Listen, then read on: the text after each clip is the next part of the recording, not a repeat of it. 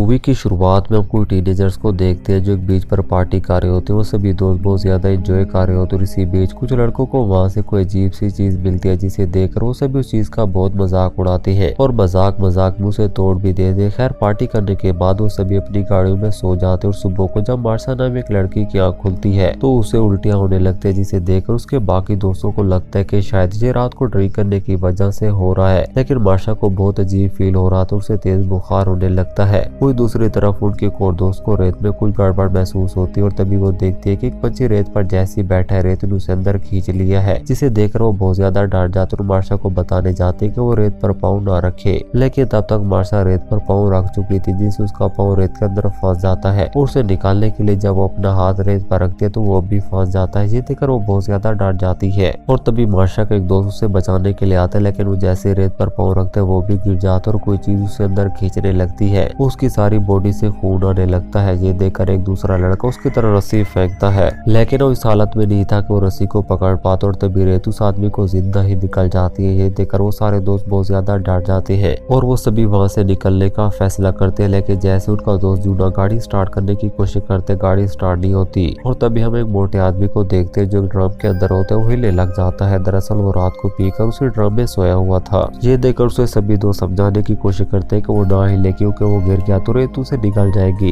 ये सुनकर वो मोटा आदमी हंसने लग जाता है क्योंकि उसे ये बात मजाक लग रही थी। तभी मार्शा की दोस्त कहते हैं कि रात को हमने इसी बीच पर पार्टी की थी, तब इस रेत ने हमें क्यों कुछ नहीं कहा और उस वक्त बाकी लोग भी थे, वो कहाँ गए। और जहाँ पर इन्हें रियलाइज होता है कि वो रेत सबको निकल चुकी है और हम सब इसलिए बच गए क्योंकि हम रेत से ऊपर किसी न किसी चीज पर सो रहे थे। लेकिन तभी वो मोटा आदमी चिल्लाना शुरू कर देता है कि मैं सूरज की किरणों से जल रहा हूँ। ये देखकर उसकी तरफ सनस्क्रीन फेंकते हैं, जिसे लगाकर उसे थोड़ा सुकून आता है और तभी उनकी नजर उस रात वाली चीज पर जाते, जिसे देखकर उन्हें पता चलता है कि वो किसी चीज का अड्डा था, जिसे मजाक मस्ती में उन्होंने तोड़कर बहुत बड़ी गलती की है और शायद इस अड्डे के अंदर कोई चीज थी जो रेत के अंदर जाने के बाद उनका शिकार कर रही है। अब ये देखकर जूना भी समझ आता है कि उन्हें अपने लिए खुद ही कुछ करना होगा और इसके बाद वो स्केटबोर्ड निकालते और उसके इस्तेमाल करके टेबल की तरफ जाने लगते हैं। लेकिन वो जैसे टेबल के पास पहुंचते उसका पाँव फिसल जाता है और वो रेत के बहुत करीब आ जाता है और तभी रेत से कोई अजीब सी चीज निकलती और उसकी बॉडी से टच होने लगती है। लेकिन जूना हिम्मत करके टेबल के ऊपर चढ़ जाता है और जल्दी से बैग को चेक करने लगता है, जिसके अंदर कोई खाने का सामान होता है। उनमें केला भी होता है जो उसे गलती से रेत पर गिर जाता है और वो जैसे उसे उठाकर खाता है उसे उल्टियां होने लगती है और तभी वो देखते ही उसके पेट से खून बह रहा है और ये इन्फेक्शन दरअसल उसी रेत वाली चीज ने किया था। ये देखकर उसके सारे दोस्त बहुत ज्यादा डर जाते हैं, मगर उन्हें हौसला देते हुए कहते हैं कि चिंता बात करो, ये तो छोटा मोटा इन्फेक्शन है। लेकिन तभी उसे बहुत ज्यादा पेन होने लगता है और उसके जख्म से बहुत ज्यादा खून आने लगता है और वो उसी जगह पर लेट जाता है और तभी गाड़ी में बैठी लड़की कहती है कि हमारे सेलफोन गाड़ी की डिग्गी में, हमें किसी तरह से उसको निकालना होगा। लेकिन कोई भी ये रिस्क लेने को तैयार नहीं था क्योंकि गाड़ी की डिग्गी कार में बैठकर नहीं खोली जा सकती थी, उसे सिर्फ बाहर से खोला जा सकता था।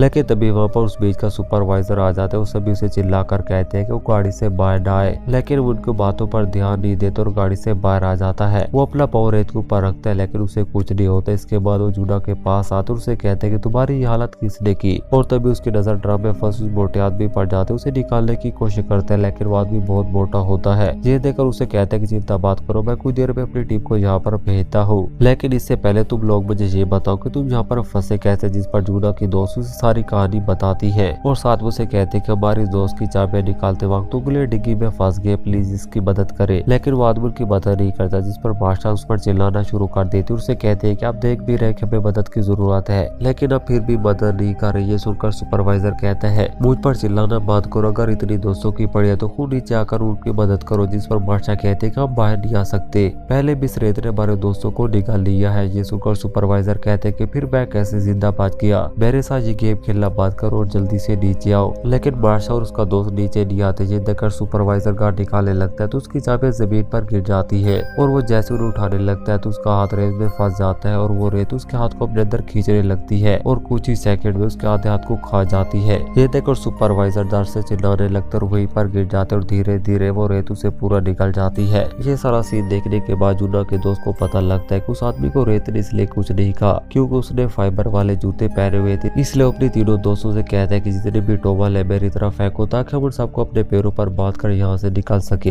लेकिन जब उसकी तरफ टॉवल फेंकते उसे पकड़ते हुए नीचे गिर जाते और तभी रेत से कुछ छोटे छोटे टेंटिकल निकलते और उसका खून चूसने लगते हैं और देखते देखते रेत उस लड़के को निकल जाती है। ये देखकर वो दोनों बहुत ज्यादा डर जाते हैं, मगर जूना की दोस्त हिम्मत नहीं हारती और वो एक लकड़ी नीचे फेंकती है और उसकी मदद से कार तक पहुंच जाती है और अपनी दोस्त चंदा के साथ मिलकर सबसे पहले अपनी दूसरी दोस्त का हाथ डिग्गी से निकालती है। वही दूसरी तरफ अब उस मोटे आदमी को देखते हैं जो रात से उस ड्रम के अंदर फंसा हुआ था। अब उसका सारा जिस्म दार करने लगा था और साथ में उसके जिस्म से खून भी आने लगा था और खून की स्मेल से वो क्रीचर वहाँ पर आ जाता है। वही दूसरी तरफ अब जूना की फ्रेंड को देखते हैं जो लकड़ी को जोड़कर टेबल तक पहुंचने का रास्ता बनाती है। वो दोनों टेबल तक पहुंच जाते हैं, लेकिन जब वो जख्मी लड़की जिसकी उंगली डिग्गी पर फंसी हुई थी वो उस लकड़ी से गुजरती है तो उसका बैलेंस बिगड़ जाता है जिससे वो रेत पर गिर जाती है और रेत उसे भी जिंदा निगल जाते हुए चंदा टेबल तक पहुंचने के बाद अपने पॉपर टॉवल बांध लेती है जिससे रेत उसे कुछ नहीं कहती और वो जल्दी से सुपरवाइजर की गाड़ी तक पहुंच जाती है जिसे देखकर वो मोटा आदमी बहुत खुश होता है कि अब उनकी जान बच जाएगी। लेकिन वो क्रीचर उसके खून की स्मेल से वहां पर आ जाता है और अब उसके टेंटिकल भी काफी बड़े हो चुके थे क्योंकि वो बहुत सारे लोगों को खा चुका था और वो क्रीचर उस मोटे आदमी को भी निकाल जाता है। यानी कि अब सिर्फ 3 लोग ही जिंदा बचे थे जिनमें जूना की हालत ऑलरेडी खराब थी। इसके बाद रात हो जाती और रात को चंदा एयरबार टॉप तक पहुंचती है और उसमें जूना को बिठाकर वो दोनों से गाड़ी तक ले जाने लगती है, लेकिन वो क्रीचर उन पर हमला कर देता है और रात में उस क्रीचर के टेंटिकल चमक रहे थे और तभी वो देखते हैं कि उस गाड़ी में एक फ्यूल गैलन भी और वो क्रीचर उस फ्यूल गैलन को पकड़ ले तो उसे छोड़ नहीं रहा था और ये मौका देकर जूना की दोस्त दूसरा गैलन उठाकर फ्यूल को गाड़ी के चारों तरफ डालने लगती है और जैसे क्रीचर पास आते वो फ्यूल को आग लगा देते हैं जिससे क्रीचर को भी आग लग जाती है और वो तड़पते हुए रेत के अंदर चला जाता है। अब वो तीनों बहुत ज्यादा थक चुके थे और डरे हुए भी थे इसलिए वो गाड़ी के अंदर सो जाते हैं। सुबह को एक आदमी उनकी गाड़ी पर नॉक करता है तो उनकी आँख खुल जाती है और जब जूना की दोस्त बाहर आने के लिए रेत पर अपना पाँव रखती है तो उसे कुछ नहीं होता, यानी कि आग लगने की वजह से उस क्रीचर की मौत हो चुकी थी। इसके बाद चंदा और जूना की दोस्त चलते हुए वहाँ से बाहर आ जाते हैं जबकि बहुत ज्यादा घायल होने की वजह से जूना की मौत हो जाती है। तो यहीं पर हमारी इस मूवी का भी एड हो जाता है। तो दोस्तों अगर आपको हमारी वीडियो पसंद है तो प्लीज हमारे चैनल को सब्सक्राइब